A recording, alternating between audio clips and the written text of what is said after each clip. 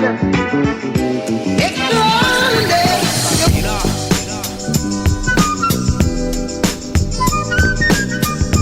selamat datang di kelompok 8. Jadi kali ini kita bakalan praktikum sederhana tentang lipid.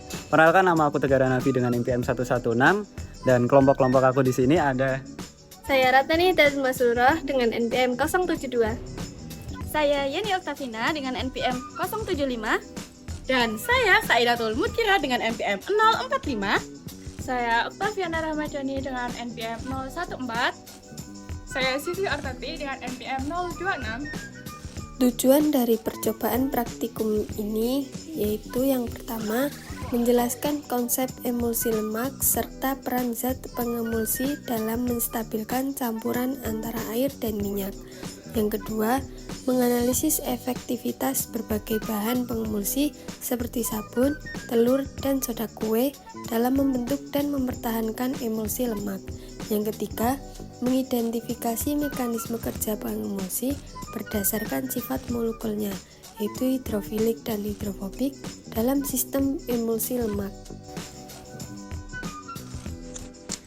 Sebagaimana dikemukakan oleh Hartomo dan Widiatmoko pada tahun 1993, emulsi merupakan campuran dua cairan yang tidak saling bercampur seperti minyak dan air, di mana salah satu fase terdispersi dalam fase lainnya dalam bentuk droplet kecil karena bersifat tidak stabil. Emulsi memerlukan pengemulsi atau emulsifier agar campuran tetap homogen.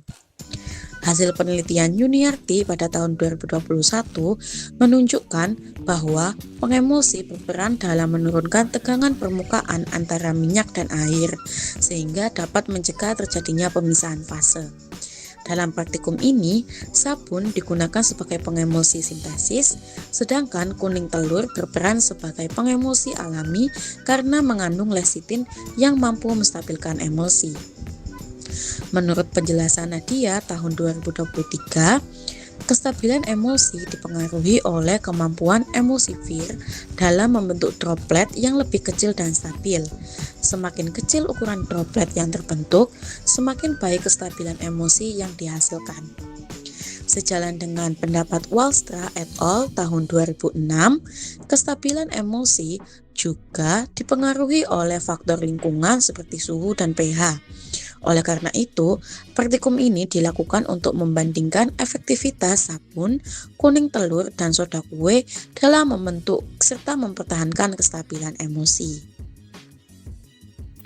Nah, untuk alat dan bahan yang digunakan, yang pertama ada sendok, cup plastik, stopwatch, alat tulis, dan label. Dan bahan yang digunakan untuk praktikum kali ini ada minyak, telur, sabun, soda kue, dan air.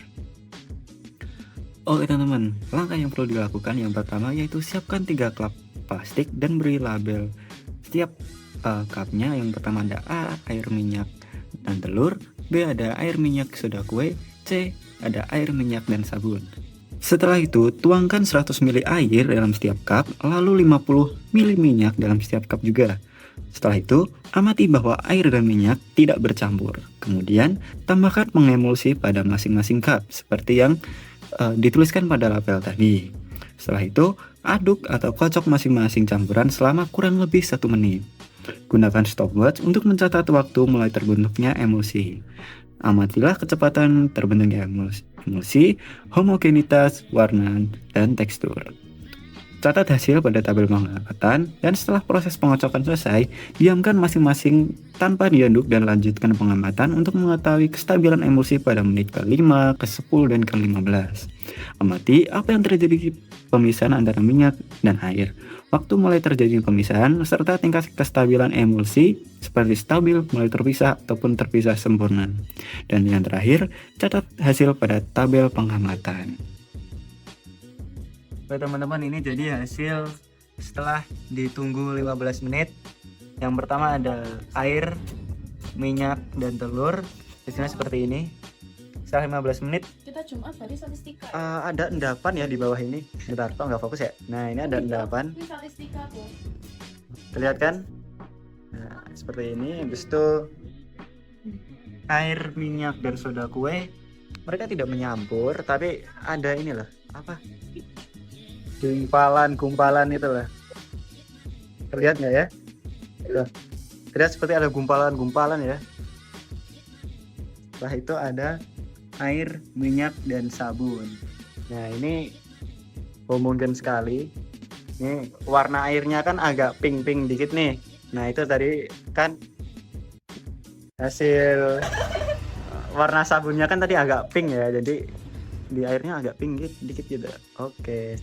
Berdasarkan tabel pengamatan, dapat diketahui bahwa jenis pengemulsi yang digunakan berpengaruh terhadap kecepatan pembentukan emulsi, tingkat homogenitas, tekstur, dan kestabilan emulsi.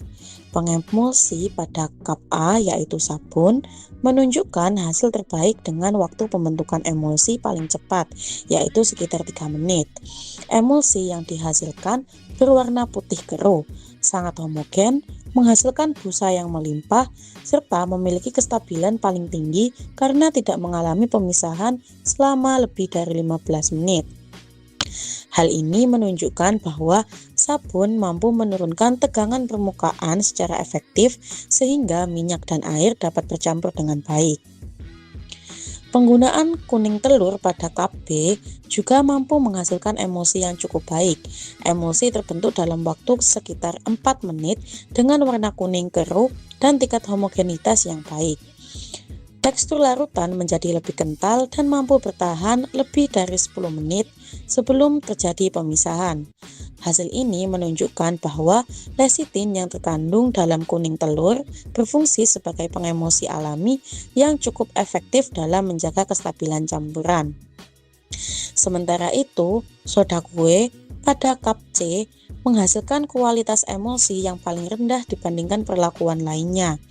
Emulsi terbentuk paling lama yaitu sekitar 5 menit dengan warna putih keruh yang disertai endapan putih. Tingkat homogenitasnya tergolong kurang homogen dan ditemukan endapan yang menunjukkan campuran tidak tercampur secara sempurna.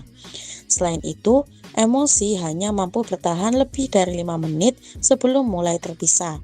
Hal ini menunjukkan bahwa soda kue kurang efektif sebagai pengemulsi karena tidak memiliki kemampuan yang cukup untuk mempertahankan kestabilan campuran minyak dan air. Secara keseluruhan, efektivitas pengemulsi dari yang terbaik hingga terendah adalah sabun, kuning telur, baru soda kue. Sabun menghasilkan emulsi yang paling cepat terbentuk, paling homogen, dan paling stabil, sedangkan soda kue menghasilkan emulsi yang paling kurang stabil dengan adanya endapan dan waktu pemisahan yang lebih cepat. Pada kap B yang menggunakan kuning telur, emulsi terbentuk dalam waktu sekitar 4 menit dengan warna kuning keruh dan tekstur yang lebih kental dibandingkan perlakuan sabun. Campuran terlihat cukup homogen tetapi mulai mengalami pemisahan sekitar menit ke-10. Kemampuan telur dalam membentuk emulsi berasal dari kandungan lecitin yang terdapat pada kuning telur. Lecitin merupakan pengemulsi alami yang juga memiliki sifat amfifilik sehingga dapat menghubungkan fase minyak dan air. Namun, kemampuan lecitin dalam mempertahankan kestabilan emulsi masih lebih rendah dibandingkan sabun. Oleh karena itu, meskipun telur mampu mengemulsikan yang cukup baik, kestabilannya tidak bertahan selama emulsi yang dibentuk oleh sabun. Berbeda dengan sabun dan telur, pada kap C, yaitu ada soda kue, yang mana menunjukkan kemampuan yang paling rendah dalam membentuk emulsi. Emulsi terbentuk paling lambat yaitu sekitar 5 menit dengan warna putih keruh disertai dengan endapan putih. Teksturnya itu kurang homogen dan pemisahan yang mulai terlihat sekitar menit ke-5. Pada menit ke-15, campuran telah terpisah sempurna menjadi lapisan minyak dan air. Hal ini terjadi karena soda kue tidak memiliki struktur molekul amfifilik yang dapat menghubungkan fase minyak dan air. Campuran yang tampak menyatu setelah pengocokan hanya bersifat sementara akibat pengaruh gaya mekanis selama proses pengadukan, sehingga ketika didiamkan, minyak dan air kembali terpisah. Berdasarkan hasil praktikum, diketahui bahwa minyak dan air tidak dapat bercampur secara alami karena memiliki sifat yang berbeda. Air bersifat polar atau hidrofilik, sedangkan minyak bersifat non-polar atau hidrofobik, sehingga keduanya membentuk dua lapisan yang terpisah. Setelah ditambahkan bahan pengemulsi dan dilakukan pengocokan, terbentuk emulsi dengan karakteristik yang berbeda pada setiap perlakuan. Perbedaan tersebut dipengaruhi oleh mekanisme kerja masing-masing bahan yang berkaitan dengan sifat molekul hidrofilik dan juga hidrofobiknya. Pada kap A yang menggunakan sabun, emulsi terbentuk paling cepat yaitu sekitar 3 menit dengan warna putih keruh, tekstur cair berbusa, dan juga tingkat homogenitasnya yang sangat baik. Emulsi yang terbentuk juga tetap stabil hingga lebih dari 15 menit tanpa menunjukkan pemisahan. Hal ini terjadi karena sabun memiliki molekul amfifilik yang terdiri atas bagian hidrofilik dan juga hidrofobik. Bagian hidrofobik akan berikatan dengan minyak, sedangkan bagian hidrofilik akan berikatan dengan air. Interaksi tersebut menyebabkan terbentuknya misel yang menjaga butiran minyak tetap tersebar merata dalam air sehingga campuran menjadi homogen dan tetap stabil. Hasil ini menunjukkan bahwa sabun merupakan bahan yang paling efektif dalam membentuk emulsi, baik ditinjau dari kecepatan pembentukan, homogenitas campuran, maupun kestabilannya selama waktu pengamatan. Berdasarkan percobaan di atas, dapat disimpulkan bahwa emulsi lemah adalah campuran minyak dan air yang sulit menyatu karena perbedaan kepolaran, sehingga perlu zat pengemulsi agar lebih stabil. Hasil praktikum menunjukkan bahwa sabun adalah pengemulsi yang paling efektif. Emulsinya cepat terbentuk, paling homogen, dan paling stabil. Kuning telur cukup baik karena mengandung listenin alami, tapi kestabilannya masih di bawah sabun. Soda kue paling tidak efektif karena tidak dapat mempertahankan campuran. Perbedaan ini disebabkan oleh sifat molekulnya.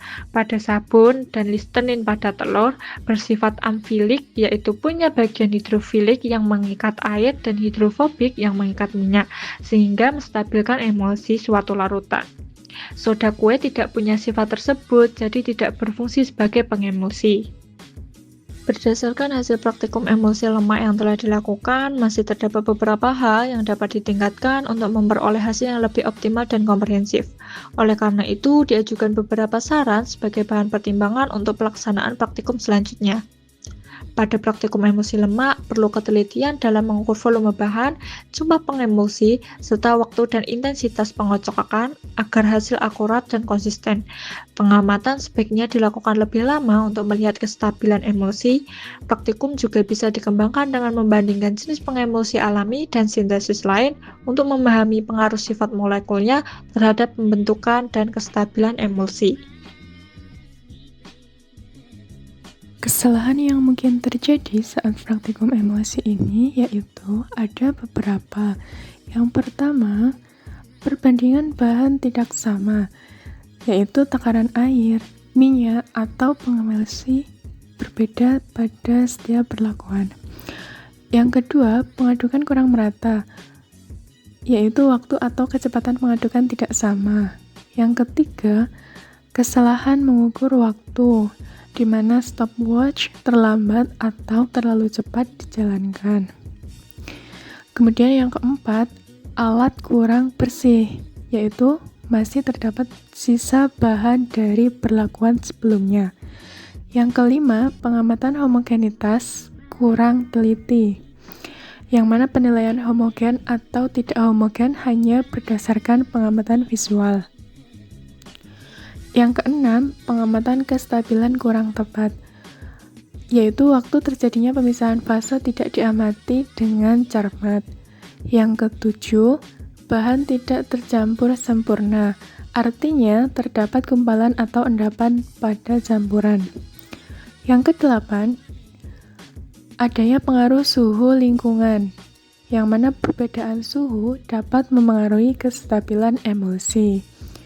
Yang kesembilan, adanya kesalahan pencatatan data, yakni hasil pengamatan atau waktu pengukuran tertulis tidak sesuai. Yang terakhir atau yang ke-10 adalah perbedaan intensitas pengocokan. Setiap kelompok itu mengocok campuran dengan kekuatan yang berbeda-beda. Nah, jadi kesimpulannya itu, kesalahan praktikum umumnya berasal dari ketidaktepatan pengukuran, perbedaan perlakuan saat pencampuran, dan kurang telitinya pengamatan, sehingga dapat memengaruhi hasil emulsi yang diperoleh.